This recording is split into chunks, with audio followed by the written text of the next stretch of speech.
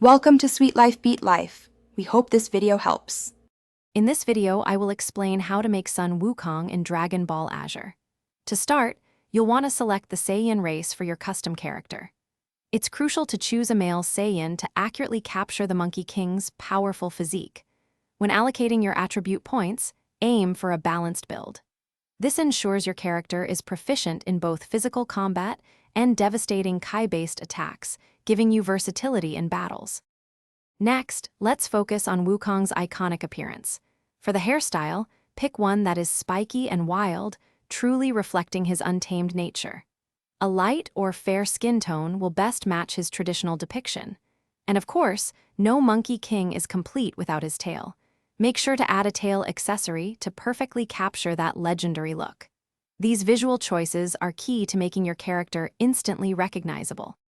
Now, let's power up your Sun Wukong with formidable skills. For super attacks, consider equipping classics like the Kamehameha or Spirit Bomb to unleash powerful Kai blasts.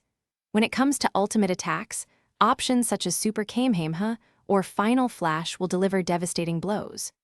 Don't forget an awoken skill. Super Saiyan or Super Vegeta will provide incredible transformations, significantly boosting your combat prowess during intense battles. Finally, let's add the finishing touches with the right gear.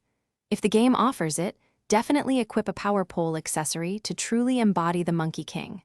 For clothing, opt for items that resemble traditional martial arts attire, giving him an authentic warrior look. Lastly, select a Z-Soul that enhances either your Kai or basic attack power.